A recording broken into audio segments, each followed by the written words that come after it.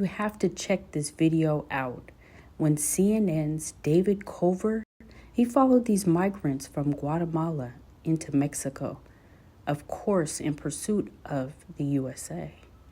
But it's insane how much these migrants go through. They stick together throughout, no one left behind, from falls to steep climbs.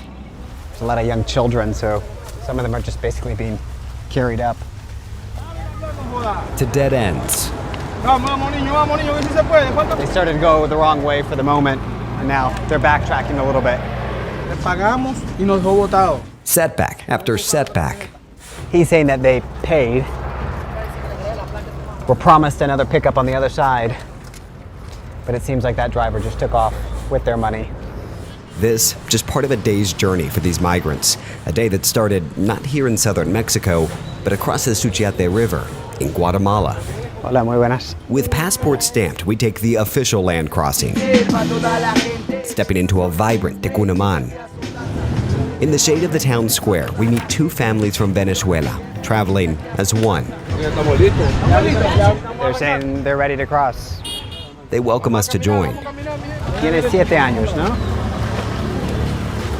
7 years old. A 15-minute stroll to the river. After 18 grueling days on the road, Jemile Rodriguez tells me it's been costly. No, but she says, like, the going through the jungle is like dealing with the mafia. She says you have to pay in order to leave, and they had to pay $250 a person. As they arrive at the river, another expense, the crossing. Meanwhile, we go back to the Mexico side using the official entry and hop onto a raft. We're waiting for the two families that we met to make their way across, and they're about to board a raft and meet us in the middle as they cross illegally to Mexico. Their raft drifts over the border, and we meet again in Mexico. He's saying they're headed to the land of opportunity. Migrant children scramble to help tug them to shore. They step off and into Ciudad Hidalgo, a small border town. It allows for just a moment of joy, if only for the kids. Their goal tonight, Tapachula, to get Mexican transit documents. They learn it's not as close as they'd hoped, 20 miles, normally an hour's drive. But there's a catch. Is that your van? Oh, okay. They're getting on right now. Because they never entered Mexico legally, they need to avoid the multiple migration checkpoints. Otherwise, the Mexican drivers could be accused of smuggling. Every crevice of the van filled. Then they're off. On the road for only about 10 minutes. We watch as they pull over just before the first checkpoint. Everyone out. They walk the direction they think they're supposed to head. You can tell they're basically just trying to figure out their way as they go. They have no real guide. They were told some general instructions, and now they're just trying to figure it out. Weaving through brush and high grass, up and down hills, they skirt around the first migration checkpoint. But on the other side, the same driver who they paid to wait for them has taken off. So they're trying to figure out if they can get another van or they keep walking. Looks like for now they're just going to keep walking. A few minutes pass, another van pulls up. 15 minutes later, another stop, another checkpoint walk around. 30 minutes after that, yet another. This one takes them on a bridge directly over the migration checkpoint. Back on the van they go. Before sunset, they make it to Tapachula. Relieved? Sure. Also overwhelmed, thinking about the unknowns ahead, but determined to keep moving north.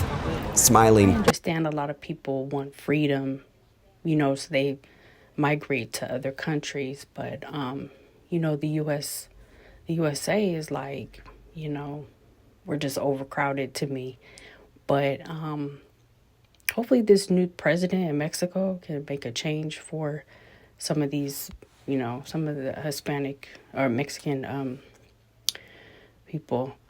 Do something positive so they won't keep migrating here and maybe have better control of the cartel or something.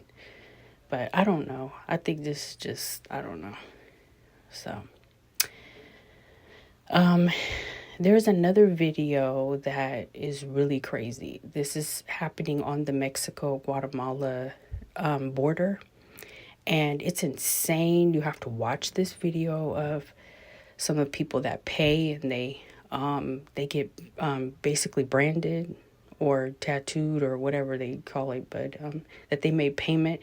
You have to watch that video. That video is just crazy.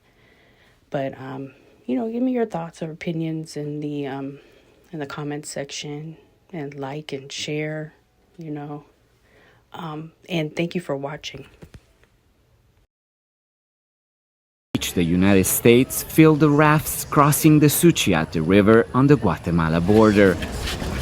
But as they set foot in Mexico, many end up in the hands of drug cartels. Like this Honduran woman and her family who preferred to remain nameless for fear of retaliations. They were held for 3 days in a structure filled with other abducted migrants known as the Chicken Coup, until they could pay $100 each in ransom. We crossed the river, then several men approached on motorcycles. They took us. They asked us what we were doing, that we were foreigners and not supposed to be there. They demanded money. Today my brother was able to do a wire transfer. We paid them and they let us go. The criminals stamped their skin to signal they had paid. The kids were marked too. They said, take off your shirt, and they stamped us. They say that it's their seal. And once you're stamped, anyone who checks us would not hurt us because they control the area. They say that if you're not stamped and other people catch you, you have to pay again. Many other families repeated the same story in the shelter, but all were too scared to talk on camera. Chiapas was one of the safest states in Mexico, but crime groups have arrived in recent years to take advantage of the lucrative migrant smuggling trade. Mexico's government likes to highlight its success in stemming the flow of migrants, but what everyone here will tell you, albeit in a whisper, is that it's organized crime that controls who moves here, while the authorities turn a blind eye to it. One person who is not afraid to speak is Father Ayman Vasquez, a priest in Ciudad Hidalgo who has spent 2 decades defending migrants. During the previous administration, there was violence against the migrants, but it was hidden, not now. Now, they do it in front of everyone, for everyone to see. The kidnappers' trucks park in front of the municipality and take the migrants away. The municipal police, the National Guard, and all the authorities know what's happening. They are colluding with organized crime. A terrifying prospect for thousands of migrants fleeing mayhem at home just to become a commodity in an increasingly violent trade. Alessandro Rampietti, Al Jazeera, Tapachula. Make sure to subscribe to our channel to get